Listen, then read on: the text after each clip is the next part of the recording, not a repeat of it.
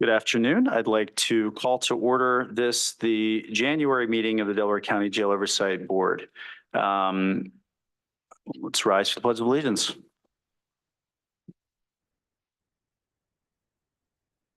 I pledge allegiance to the flag of the United States of America and to the republic for which stands one nation under God, indivisible, with liberty and justice for all. A few housekeeping items to start. We have joining us virtually. We have Brian Corson. Brian, can you say hi? Yes, Brian Corson here. Thank you. We have Jonathan Raheem King.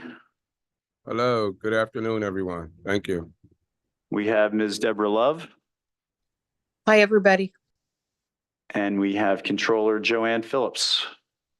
Thanks, everyone. All right. And we also have our solicitor, Shelley Smith from Archer and Griner. Shelley, can you hear us? Yes, I can. Good evening, everyone. Great. Also joining us today is our brand new Executive Director, Barbara O'Malley, who as her role as Executive Director also makes her a member of the Jail Oversight Board. So you'll be seeing Barbara going forward in our meetings. Welcome. Thank you. Also, from a housekeeping perspective, we did have an executive session yesterday to cover personnel matters as well as contractual matters and matters of public safety. With that, we can move on to our first round of public comment.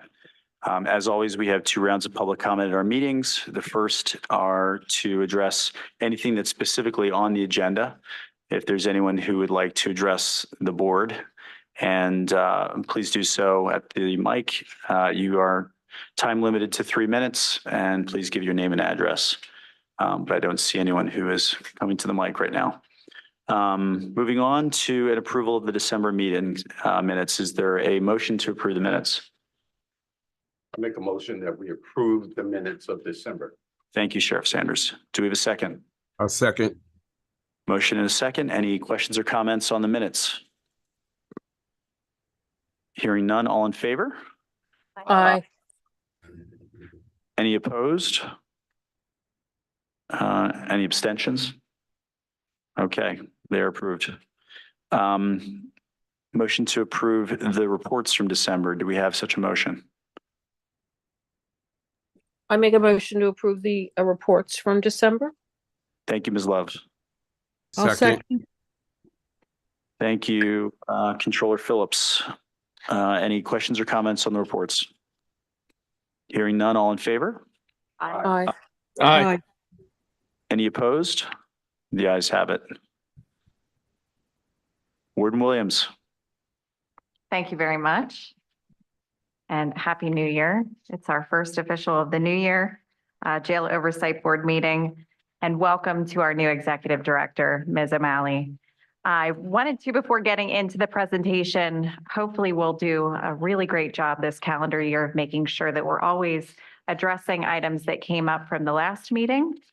So during the board member public comment, Judge Amoroso had gone on record to indicate that she had received a letter from an incarcerated individual, and just wanted to confirm, since that was reported during the last meeting, that we did complete a thorough investigation and follow-up response in relation to that event.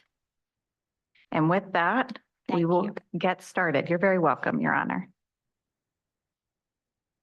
Our monthly statistics in the month of December of 2023. So we always do a look back from the previous month, with the exception of the very first bullet point or data point, which is our current population as of today, this morning, was 1,132 incarcerated persons, a decrease of 2 from last month's meeting.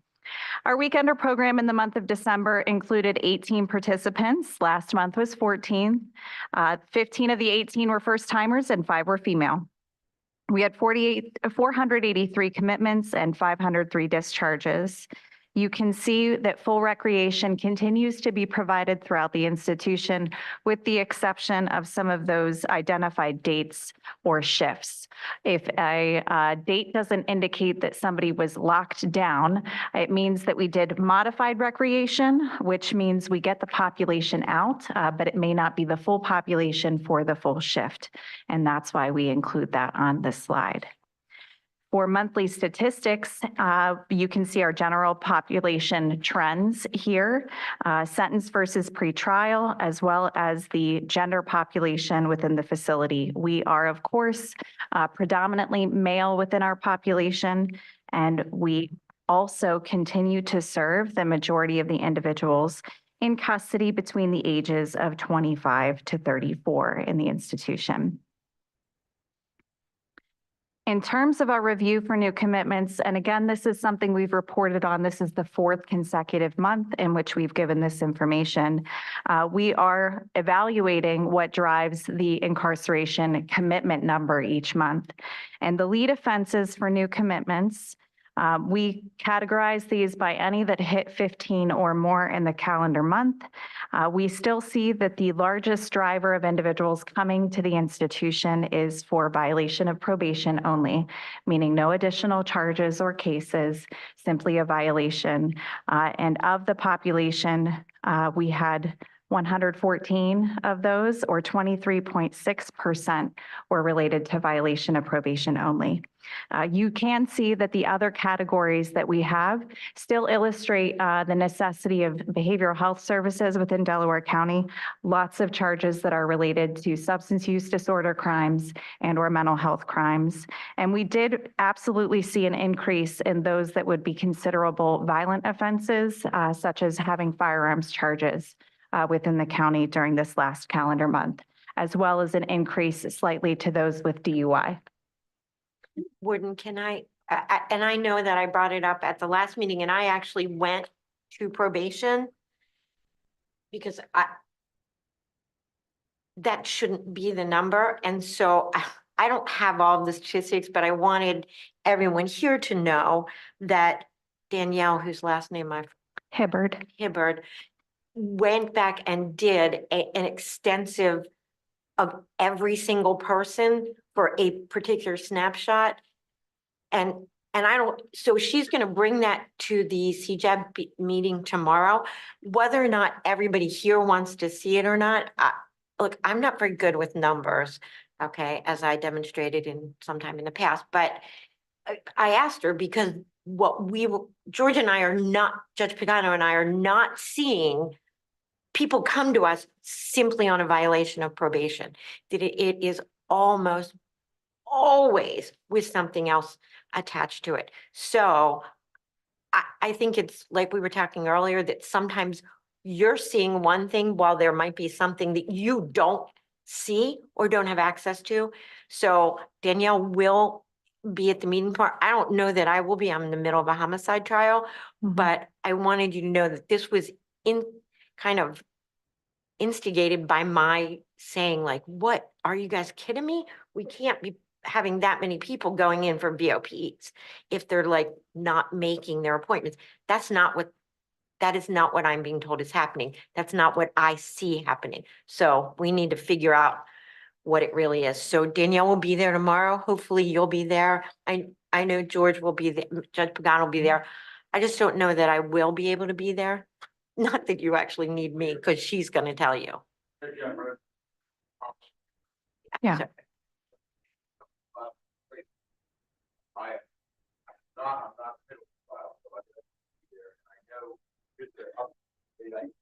Judge, if you can just be a little closer to the mic, I don't think it's picking up. Daniel Hibbard took the month of November 2023. This is Deb. We can't hear Judge Pagano. Your mic's not on. So it should be green. There you go. Now it's on. now is it on now? Yep. Can you hear me? Okay, so I believe she did analysis for November 2023 is my recollection.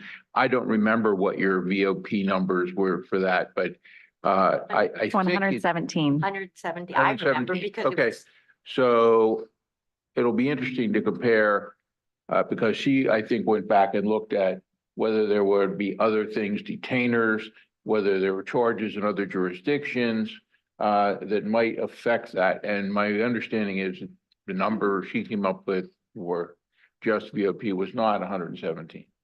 And it's just, I honestly think it's a matter of info you have, info she has. So I think one of the important things to discuss is that for those that might be listening in, CJAB, which was referenced as the Criminal Justice Advisory Board, and it's very important that we are engaged in that. And so several members of the Jail Oversight Board are represented on that committee. I myself also have to provide some presentations. And the providing of statistics, though sometimes, it might sound like I'm trying to indicate a story.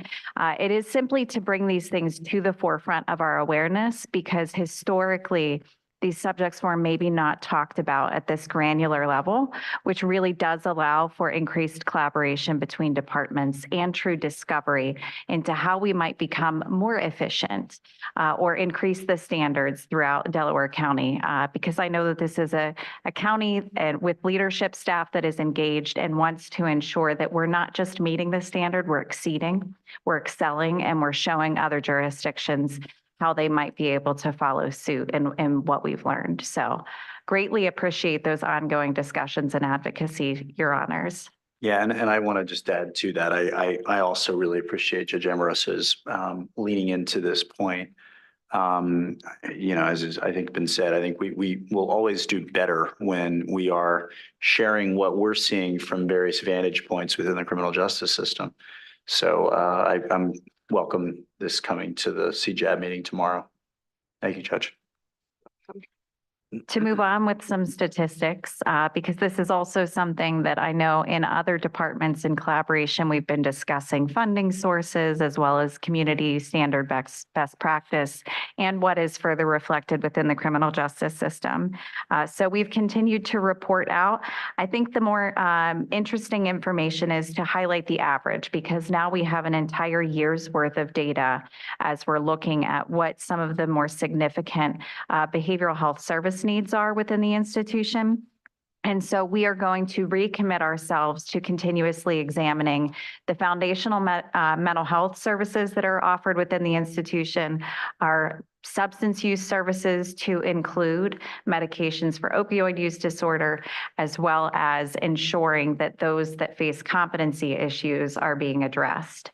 With RTC, we have 5 current enrolled individuals, and so that is the ceiling for this pilot program that we have. It will never exceed more than 5. It is not the same 5 individuals since the program started. So the other thing that is not represented in that number, and we'll be revising the way that we provide this information and report in future presentations, is that every person who is discharged from Norristown State Hospital, once they are deemed competent or restored to competency and can return to George W. Hill, they're followed by this team to ensure that we have medication compliance and that we have continued stability so that they can continue through their adjudication process. So that was something that was maybe not highlighted or discussed in the development in this program. They have been tracking and following, and we're seeing better outcomes and prognosis for those individuals with the continued engagement and support. Again, medications for opioid use disorder, we have categories related to methadone, buprenorphine, Sublocade, and Vivitrol. Today's population, we had already reported, those that are on a form of medication for opioid use disorder is 140 or 12.37% of our current population. We have 111 on buprenorphine, the oral form, 12 on Sublocade, and 17 on methadone. We also are lucky that we're able to participate. Stephen Sychek with the Pennsylvania Department of Corrections is the statewide MAT coordinator, and he hosts monthly meetings. Previously, we had actually not been a part of those meetings. I think Delaware County representatives were. Thankfully, somebody in the Department of Human Services noticed that we were missing on the invite. They got us that information, and so we've connected, and we will be participating in the first monthly meeting tomorrow. So we're excited to be engaging in that. We'll also have this calendar month a meeting with WellPath executives to include Dr. Ruckman, who oversees medication-assisted treatment efforts within the WellPath organization to determine how we can strengthen those opportunities within our agency. For our training academy, an additional thank you to Judge Pagano, who administered the oath during last month's ceremony when we celebrated those that had completed the academy. We honored 11 full-time correctional officers, 1 case manager, 1 maintenance technician, and 1 investigator completed their training. We began a class on December 11th, and they will be the next to graduate on January 19th. And we also just started another class on the 8th. Our next class begins on February 5th, and we are still actively recruiting for that class. We would like to recognize the employees of the month. So our list dwindled down so that we can add to the 2024 yearly celebration of our employees who go above and beyond. And we were proud to recognize Captain Carrie Platt, Correctional Officer Mohammed Sawatore, and mental health professional Nicole Johnson. Many of these individuals were nominated by more than one person, including those that do not even work within those departments. So again, this was another representation of people recognizing the work that these 3 do to support our agency. We also wanted to celebrate the promotion of 2 individuals within our institution. Last month, Joe Grosso was celebrated as one of our supervisors of the month, and he had been in the role of interim maintenance manager. He has accepted and was officially promoted to the role of maintenance manager within the institution on December 21st, and we were extraordinarily excited that he was willing to take on that challenge on a permanent basis. Amanda Percaccio, who was formerly an RN with WellPath, has been promoted to the role of Director of Nursing as of December 19th. And we too are extraordinarily excited about her professional growth within the agency and willingness to take on the additional responsibility. We are still seeking employees, and we can, just in case everybody wants to be reminded, there are several different ways that you can apply. One of the easiest is to go onto our website in the section of careers, and you can see any of the available postings and apply online. Last month, the Jail Oversight Board authorized the utilization of inmate welfare funds. That was actually in November, I apologize. So we had the authorization from that board meeting. We did purchase the supplies for the holiday gift packages, and they were assembled on site on Thursday, December 21st. So I included some of the photos of our staff who volunteered to participate in that. The packages were distributed throughout the institution on Friday, the 22nd. The packages were substantial. The population did seem to be appreciative, and those of us that had the opportunity to distribute them also had fun while we were doing that. Our visitation updates, I mostly wanted to highlight. So we made some changes in the previous calendar year to expand the amount of visits that were, or I'm sorry, the length of time of visits in the institution. They were previously 30 minutes, now they are 60 minutes. We also increased the number of persons that could visit somebody.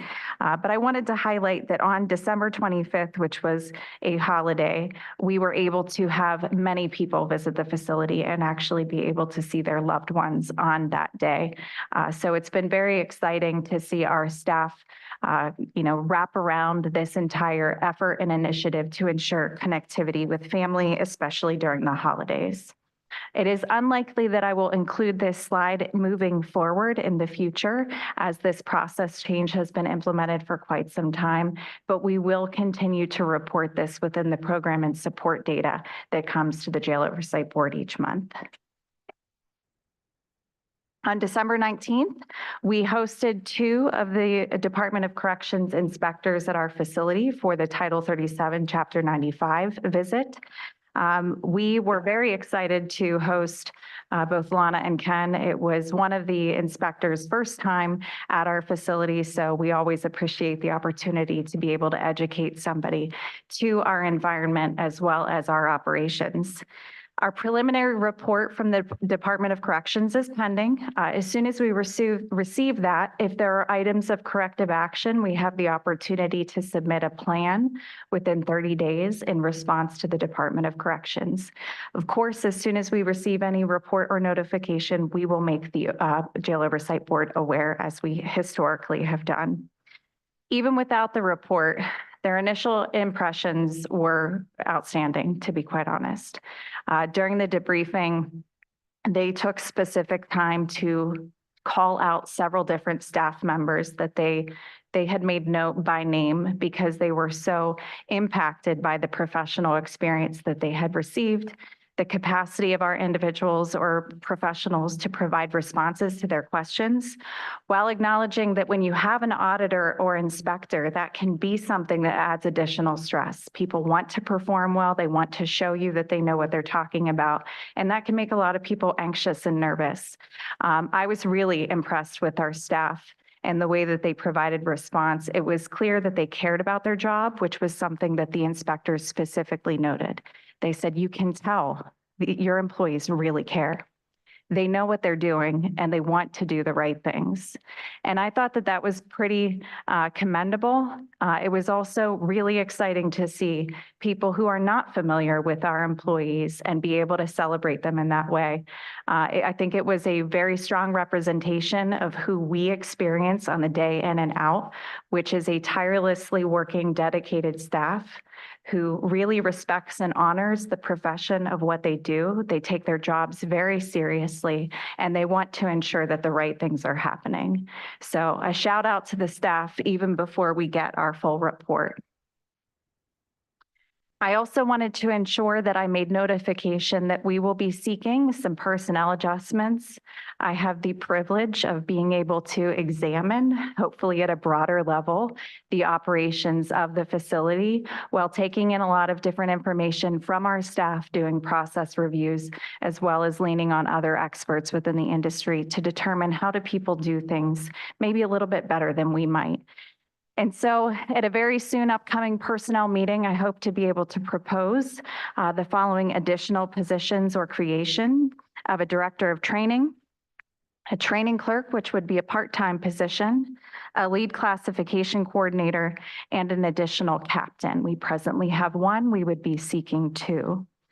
Additionally, I hope that I have the opportunity to seek wage adjustments for some individuals who are truly critical to the operations of our department, but don't always get discussed because their role is very much in the background, but absolutely necessary for functioning. And that would be our senior case manager, case managers, substance use counselors, senior records technicians, and booking clerks.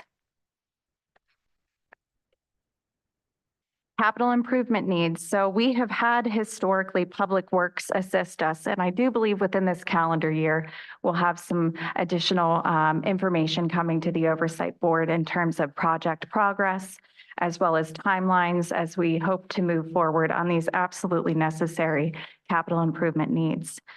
So outstanding, we still have our roof and HVAC project, programs and records building renovation, equipment replacement in the kitchen while we await a full kitchen renovation, and electronic security and surveillance project, which I know has been historically discussed relating to lock enhancements, increased communication devices and monitors, and additional cameras.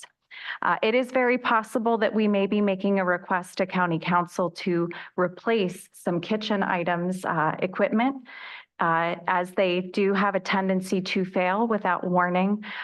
So we are already seeking some quotes to make sure that we'll have those items. We may need to send those on an emergent basis request to the Jail Oversight Board in order to follow the procurement process with County Council to seek those funds. For cost recovery for the calendar year of 2023, you can see the processing fee, damage to property, anything that we would be doing restitution for that does go to the county general fund. What is deposited to the inmate welfare fund, we see in the lower quadrant, and then the balance. And so we did receive approval, just as an update from County Council, to fund the remaining balance for the grant with branching up from the inmate welfare fund. And we are hopefully going to be able to produce some creative solutions for how we might make requests with the Oversight Board's approval to utilize some of those funds this calendar year. Before advancing to our programs and support, are there any questions that I might be able to answer from board members?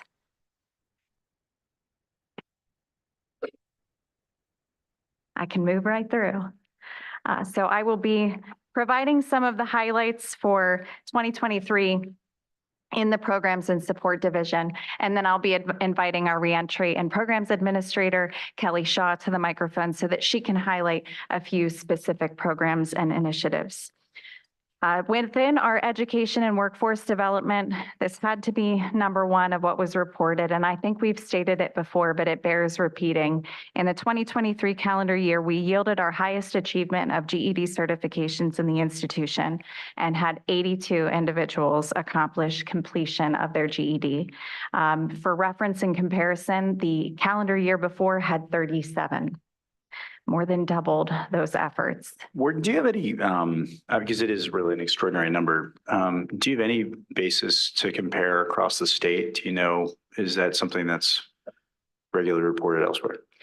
It is regularly reported by other agencies. I can say I have not found a county facility that has had a higher whole number than we have. You can see that our current passing rate for all four is 66%. Which again, to the best of my knowledge, and I'm sure that I missed some agencies in surveying, we are significantly higher in our passing rate as well as other agencies. And I think I said this last month, but again, I contribute a lot of that, or attribute a lot of that success to the dedication of the staff that are actually performing the functions. So we have 2 full-time instructors. We have a workforce and education administrator who helps with the testing and administers the GEDs. We also have one of our bookkeepers who has been filling in as a case manager as well, who does GED testing. And if you saw any of the celebrations for GED, we do quarterly pizza parties, you could immediately understand how this is happening. The students respect the instructors. The instructors believe in the capacity of the students. And to be a bit of a psychology nerd, research would show you that efficacy or self-efficacy, one's belief in their capacity to be able to change, has such a predictive factor in whether or not they are actually going to be successful for something. And you can see that transformation for a lot of the students. They believe in themselves when they may not otherwise have ever felt that way before. And I think a lot of that comes from those dedicated staff that are performing those functions. It's definitely more than a job for these people. I just wanted to mention that I had reached out to, I reached out to you regarding someone who I had sentenced to a county sentence. It was somebody young, didn't want to send them upstate, sentenced to a county sentence, which was a lesser sentence than might have on paper looked like it. And I reached out to the warden to see if I'd been foolish or not, to see if, because I told this kid, look, you better take advantage of every single thing in the prison, starting with GED. And I do know that he did get his GED and that he was doing so. The belief in doing things does start kind of back where we are, because I made it clear to him, look, I think you can do it. But if you don't, I will send you to state prison if I need to. Mm-hmm. So those programs do help. And I saw a picture of them. So that was great. It does matter to those of us who are putting them there. It does matter to us. We just don't always follow up. We don't have that ability to. Really, this guy, I just happened to remember his name because it was the same last name as my law clerks. No relation, but that's how I remembered it. So just That's wanted great to you hear. to know. Thank you. You're welcome. You can see that we offered a number of other courses in which a large volume of certifications were sought. It's important to note that these offer a lot of support within the agency because they provide skills that can be translated for employment in the future, as well as being applied while they are directly incarcerated should they want to seek any employment within the institution. But ultimately, our goal is to provide individuals with access and opportunities. Choices and motivation is something that we do try to additionally shape, but providing additional access and opportunities is extremely important. For case managers, all of our case managers successfully completed their youthful offender training, meeting ACA standards. So though we are not seeking ACA accreditation or reaccreditation at this time, we are continuing to maintain consistency and meeting or exceeding those standards so that when we do pursue that, we are additionally prepared. They also completed 26,630 case management sessions. So our case managers have to frequently touch base with individuals on their blocks or units of which they're responsible to ensure that they have increased access to their probation department, their legal team, should that be needed, that we're working on discharge planning, employment opportunities, and navigating the criminal justice system in general. Our case managers perform so many functions within the institution, they truly have to be a jack of all trades. Within religious services, 71% of our population participates in some form of religious service within the institution. And that's pretty extraordinary considering that we have one chaplain who oversees the entire operation of this department. Everything else at this present time is volunteer supported. We had 180 incarcerated individuals participate in Ramadan in 2023. And one of the reasons why we're focusing on that and highlighting is in less than 2 months, we will be beginning this year's season of Ramadan. So we've already started those meetings in preparation for individuals to observe fast as well as have the Eid feast within the institution. Our religious services coordinator, Chaplain Kokilia Dunn, also provided 33 death notifications for incarcerated persons. So this is that other part that we don't always think about, which is when somebody who's with us experiences the loss of a loved one in the community, they are cut off from resources. They can't necessarily have access to their family, and their grieving process can be extremely complicated. So our chaplain has also organized for several different virtual visits, either with funeral homes and or family members, to assist in that grieving process. For substance use and mental health services outside of WellPath, because we also have those individuals working who are employed by the county, who perform a lot of different functions within the institution, some of which meet the expectation of courts as well. So we have sex offender treatment group that is occurring, anger management groups.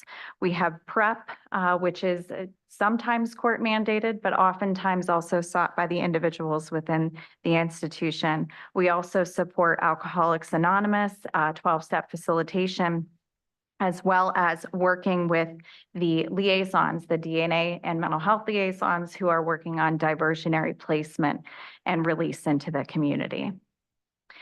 And then we also wanted to talk through the request and grievance process before. I think I tossed this off to Ms. Shaw, so just wanted to give her a heads up. It's important to also acknowledge, and for those that may not be aware, every individual who is incarcerated has the opportunity to request information. Requests that they may not get the correct or accurate or desired response to, they could then further escalate into a grievance.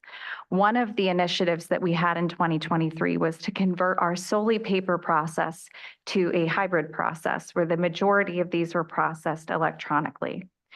For a number of reasons. One, it allows us to track data in a more profound way, as well as report on this information. And the other is that it is instantaneous communication, whereas paper needs to be placed in a mailbox of some kind, picked up by somebody, triaged by somebody else, and then responded to. When it's in the electronic format, we're able to do that on a much faster response time.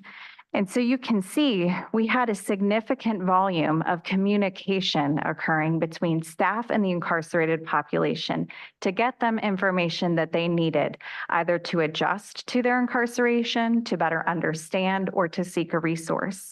Our facility answered 35,492 requests for information. And this was while we were onboarding several different departments at different times. And so an enormous amount of communication was going to the population continuously.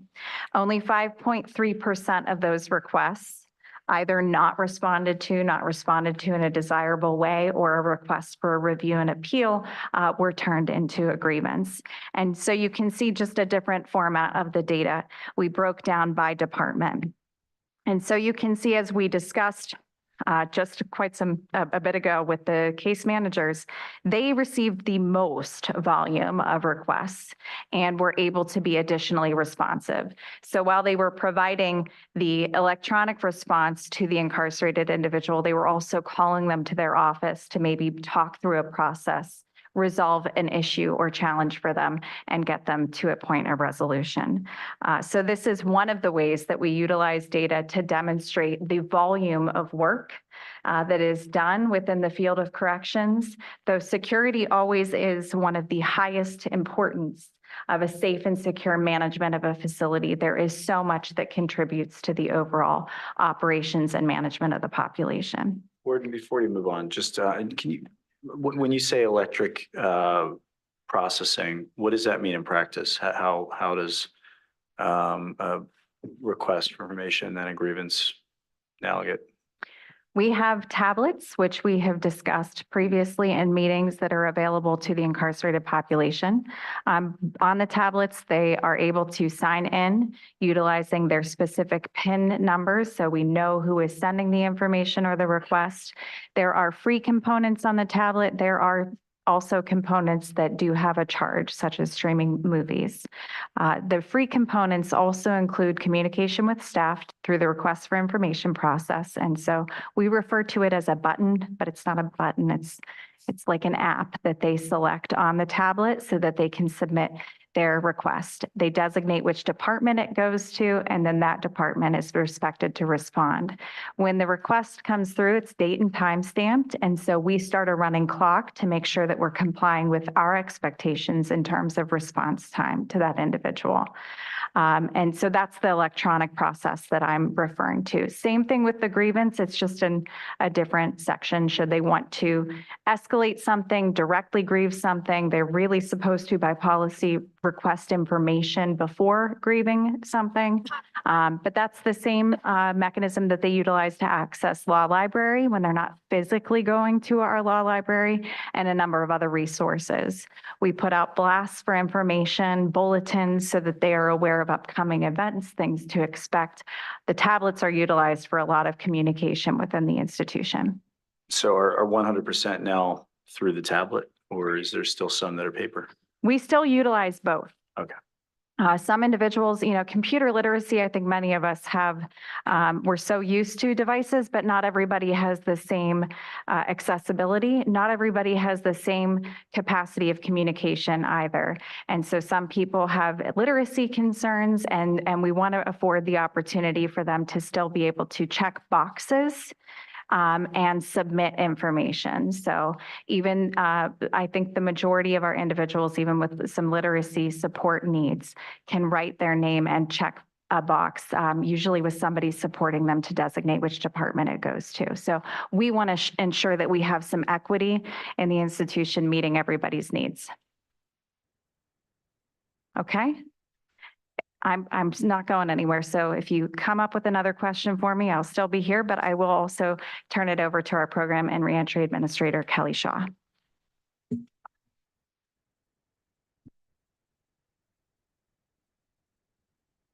Good evening, members of the board and the public that's tuning in. Thank you, Warden. Some reentry updates for the month of December. The financial literacy workshop, which is facilitated by Widener University professor, administrated 2 workshops in the month of December. And for the year, we facilitated 20 workshops. Maternity Care Coalition, 2 female clients received bi-monthly individual support in the month of December. Gold Ring Reentry Initiative, referred to as GRI, University of Pennsylvania Master of Social Work interns work with clients on a weekly basis, developing comprehensive reentry plans. And for the month of December, 3 clients received weekly services.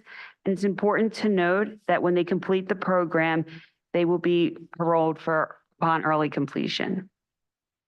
When discussing reentry, it's essential to recognize the facility's reentry case manager, Jessica Del Visco. She's our case manager for reentry. She meets with sentenced incarcerated persons and puts together an individualized packet of resources for them to utilize prior to release. And then she meets with them weekly to see if there's any updates that she can provide with them. 26 incarcerated persons accepted the service in the month of December.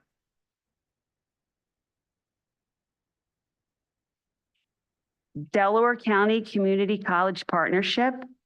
And for context, Delaware County Community College was selected by the U.S. Department of Education to participate in a national initiative that provides education and training to incarcerated individuals.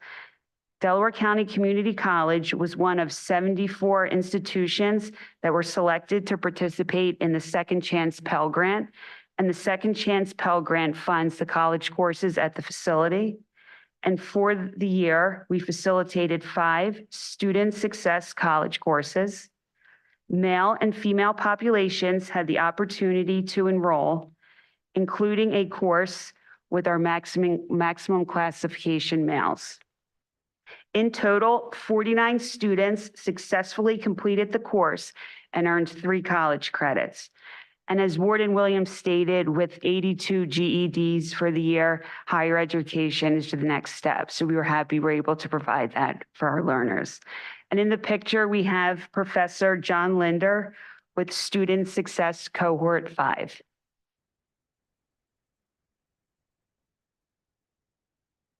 Last week, we facilitated a new program with our juvenile population. Family and Focus organization facilitated a Men of Honor program. The course subjects include respecting women, girls, partners, forming healthy practices, substance use, and building empathy. And in total, in 2023, Child and Family Focus, Inc. facilitated 4 programs to the juvenile population. And we're fortunate to have consistent facilitators who have built a rapport with our young adults.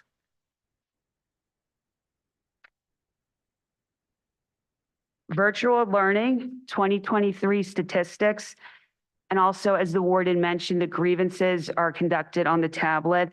Also, the virtual learning is done on the tablet. We have 2 different platforms that are free of charge. One of them is a Diva platform, and for the year, 2,362 courses were completed, and we had 1,503 different learners log on to the platform with an average of 13.8 hours per learner. And it's important to note, as I stated earlier, the content is free of charge, and once released, the population has access to the platform. The other platform is CyberWorks, also free of charge. With that, we had 716 courses completed with 1,955 active learners. And as you can see in the pie chart, it breaks it down to the most popular subjects of use. 55 programs were jobs and finance, 16% were academic, and 12% were reentry and community. And these analytics provide a useful tool to plan for future programmatic administration into the facility. Can I answer any questions? No, I think that's awesome. And was there really, prior to the tablets, there wasn't really anything comparable to this? Nothing. That's great.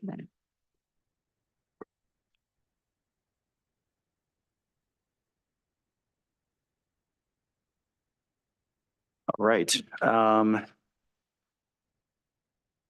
believe that brings us to new business, unless there are any other questions for the warden or for the deputy wardens.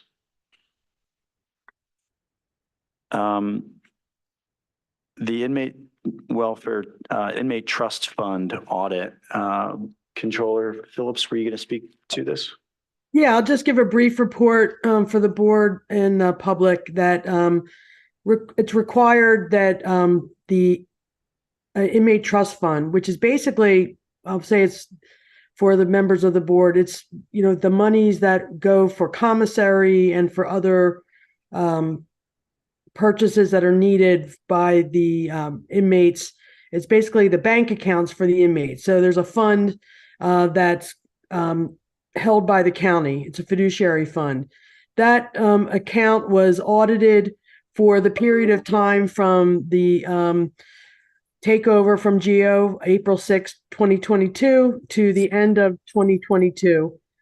We concluded the audit was done by an audit team out of the controller's office, CPA, and certified independent auditors, that the financial records fairly represent the assets and liabilities of that account. The balance at the end of 22 was $837,288.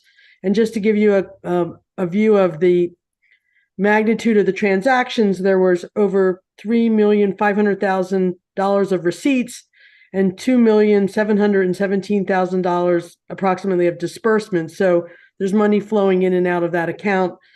So all was in order. This audit was necessary as part of the inspection by the Department of Corrections. So the jail has satisfied that requirement. And I just want to give thanks to the audit team from the Controller's Office, Mr. Tony Aguirre, and a team of auditors, and also Deputy Mistrodi, who is really responsible for preparing the financials that get audited. So, you know, we've got that under our belt for the first time, and this will be done annually. So we've got one thing, you know, another thing done. And just for clarification, there wasn't another audit completed in November, and that was the inmate welfare fund that we've talked about, which has now over almost $4 million. That's a different account. And I think both accounts, based on, you know, comments from the board and particularly Judge Pagano, that we will be looking at trying to get into an account that will generate some more interest on both accounts, but definitely the welfare fund, which really has a time period where it's sitting much longer. So, and then actually I spoke to the treasurer today, and we'll follow up with Deputy Mistrodi on how we do that. So another thing done as part of our, you know, taking over the jail and the things that we need to do as part of that. So we were able to bring that in-house and get it done. Well, I want to thank the controller and her team for both accomplishing this audit and doing so in-house so that we can save some taxpayer dollars here instead of using third parties. And again, I'd like to thank Judge Pagano for his suggestions to really lean further into, you know, if we can find a way to gain some interest on that inmate welfare fund, if we can do so. We did use an outside provider with the treasurer's office to maximize our interest-bearing abilities on other county resources, and hopefully we can do something similar here. Thank you, Chairman Madden and Controller for their efforts in that regard. All right. Any other new business for today from board members? In conjunction with that regarding the inmate fund, I know we talked about it when we first talked about the fund, but You're talking about the inmate welfare fund? yeah, the inmate welfare fund, it seems to me that there should be and maybe a group that smaller than this and not in this particular setting, but that does kind of set forth some of the guidelines for use of it. Other places do have them, and there are guidelines that would be helpful to doing that instead of remaking the wheel every time the warden wants to use something. Yeah, I mean, there are Counties do have specific guidelines. Now I've forgotten what I did with the ones that I had, but I did get them from somebody just to ask, like, well, isn't there some guidelines? And hopefully I saved them, but. Yeah, thank you, Your Honor. And you're right, there are guidelines. Our solicitor, I don't know if Yeah, Shelley would I like to speak to usually this, but couldn't get them, but. yeah, she has, and we've had certain things come up that we had to sort of ensure that they were kosher. I know, and I know that there are guidelines through the Department of Corrections, Yeah, and I know she'd be able to get. If I but may, some in. if I may, I'm sorry, if I may, the guidelines provided by the Department of Corrections are actually fairly minimal. Other counties have more detailed guidelines. This is a discussion that we had previously. So if need be, we can certainly provide those guidelines again. I think we did provide them at some point in the past, but we can certainly do that again if necessary.